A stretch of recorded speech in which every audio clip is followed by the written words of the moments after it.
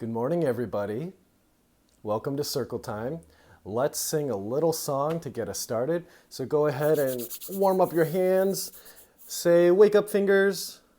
And give your wrists a little rub and say, wake up wrists.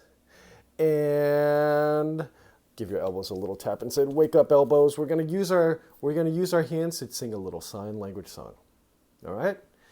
If you're happy and you know it, clap your hands. If you're happy and you know it, clap your hands. If you're happy and you know it, and your face will surely show it. If you're happy and you know it, clap your hands. What's another feeling that we can have? How about sad? Put your hand to your face like tears. Sad. Oh, that's a very sad face. If you're sad and you know it, find a friend. If you're sad and you know it, find a friend. If you're sad and you know it, and your face will surely show it. If you're sad and you know it, find a friend. What's another way that we can feel? Ooh, can anyone show me? Eek, eek, scared, scared. If you're scared and you know it, ask for help. If you're scared and you know it, ask for help. If you're scared and you know it, and your face will surely show it. If you're scared and you know it, ask for help. Nice. Let's do one last one. Can anyone show me? Silly? Silly. If you're silly and you know it, laugh out loud. Ha ha ha ha ha. If you're silly and you know it, laugh out loud. Ha ha ha ha ha. If you're silly and you know it, and your face will surely show it. If you're silly and you know it, laugh out loud. Ha ha ha ha ha. I really like that last one because when you make your L's with your hands, that's how you do laugh out loud. All right, well, welcome to Circle Time, everybody. So let's start by looking at our calendar. As we know, it is the month of April. And let's sing our Days of the Week song to figure out what day it is. Okay, ready? There are 7 days, there are 7 days, there are 7 days in the week. Sunday, Monday, Tuesday, Wednesday, Thursday, Friday, Saturday. A little bit faster, okay? There are 7 days, there are 7 days, there are 7 days in the week. Sunday, Monday, Tuesday, Wednesday, Thursday, Friday, Saturday. A little bit faster? Okay. There are 7 days, there are 7 days, there are 7 days in the week. There are Sunday, Monday, Tuesday, Wednesday, Thursday, Friday, Saturday. All right. So here's our calendar. It's April. And if yesterday was Wednesday, Wednesday, then that means today is Thursday. So let's put a little shape on today, and that will be our shape of the day. And you can look for this shape as you move throughout the day. You might see it in your home. You might see it on your walk. You might see it everywhere. This shape has how many sides? Let's count. Ready? 1, 2, 3, 4. And how many corners? 1, 2, 3, 4. So a lot of shapes actually have 4 sides. But this shape is a square, and we can tell because the 4 sides are all the same size. All the same size means it's a square. And the corners have this nice angle right there. So that's how we can tell it's a square.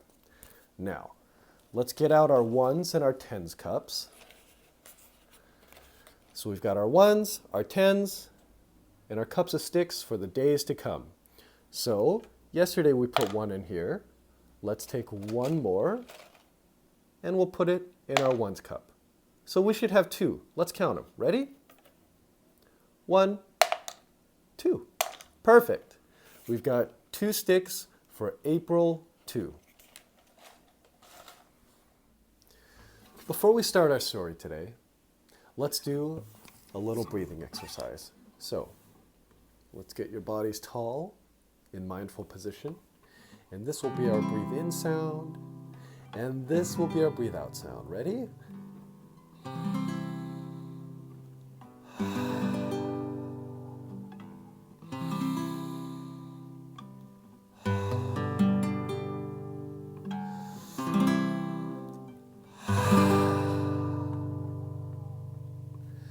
All right. Today we are going to read a book called Stone Soup by John J. Muth.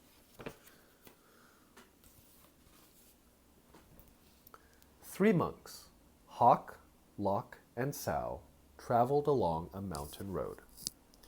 They talked about cat whiskers, the color of the sun, and giving. "What makes one happy, Sow?" asked Hawk, the youngest monk. Old Sow, who was the wisest, said, "Let's find out."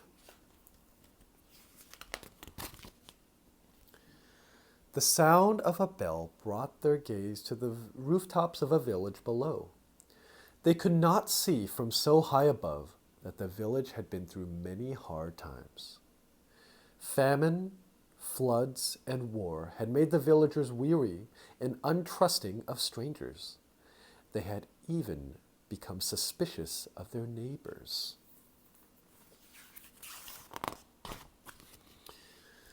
The villagers worked hard, but only for themselves. There was a farmer, a tea merchant, a scholar, a seamstress, a doctor, a carpenter, and many others. But they had little to do with one another. I can see here the carpenter is even hiding something behind him. When the monks reached the foot of the mountain, the villagers disappeared into their houses.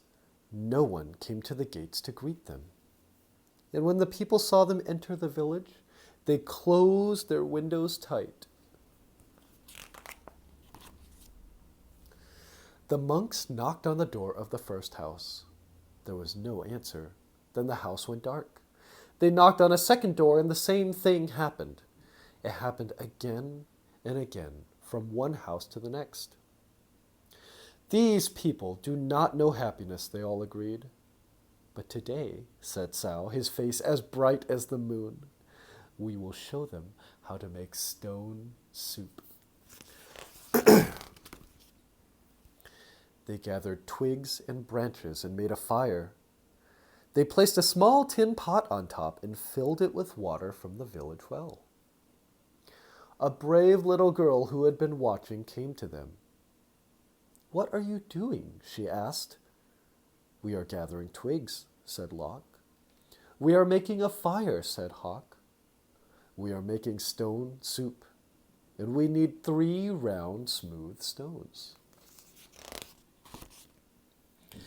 The little girls helped the monk look around the courtyard until they found just the right ones. Then they put them in the water to cook. "These stones will make excellent soup," said Sow, "but this very small pot won't make much, I'm afraid." "My mother has a bigger pot," said the girl. The little girl ran home. As she started to take a pot, her mother asked what she was doing. "The 3 strangers are making soup from stones," she said. "They need our biggest pot." Said the girl's mother. "Stones are easy to come by. I'd like to learn how to do that." The monks poked the coals. As smoke drifted up, the neighbors peered out from their windows. The fire and the large pot in the middle of the village was a true curiosity.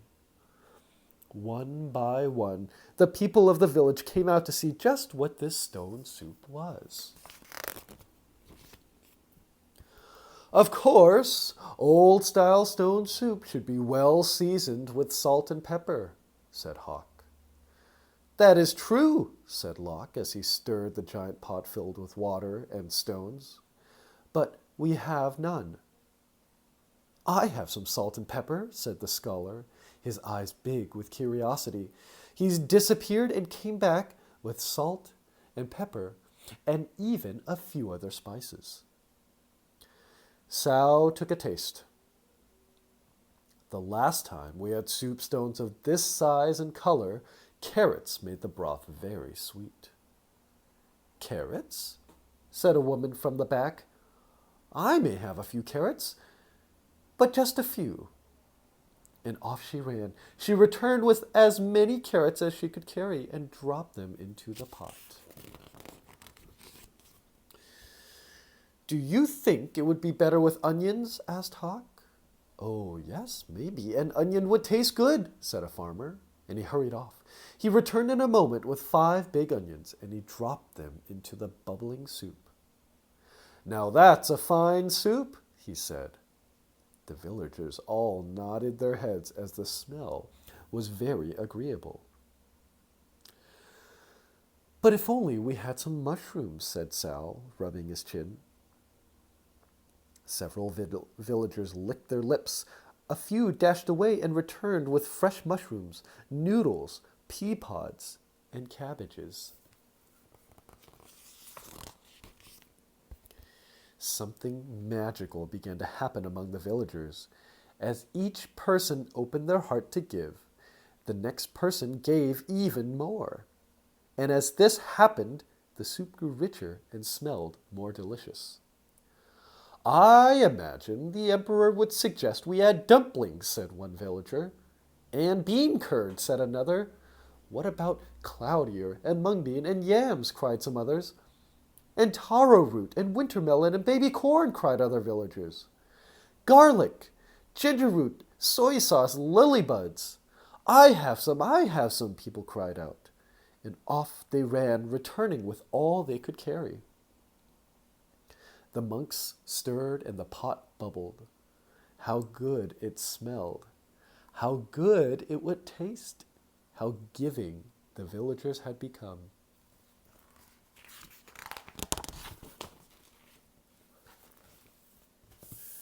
At last, the soup was ready. The villagers gathered together. They brought rice and steamed buns. They brought lychee nuts and sweet cakes. They brought tea to drink, and they lit lanterns. Everyone sat down to eat. They had not been together for a feast like this for as long as anyone could remember. After the banquet, they told stories, sang songs, and celebrated long into the night. Then they unlocked their doors and took the monks into their homes and gave them very comfortable places to sleep. In the gentle spring morning, everyone gathered together near the willows to say farewell. Thank you for having us as your guests, said the monks. You have been most generous. Thank you, said the villagers. With the gifts you have given, we will always have plenty. You have shown us that sharing makes us all richer. And to think, said the monks, to be happy is as simple as making stone soup. The end. I really like that book, everybody. It's a book about happiness and how to find happiness and spread it to other people. So I encourage you, my friends, to think about what makes you happy and make a drawing of that thing and maybe find somebody to give it to. And hopefully it will make them happy as well. Okay, everybody. Have a great day. I'll see you later.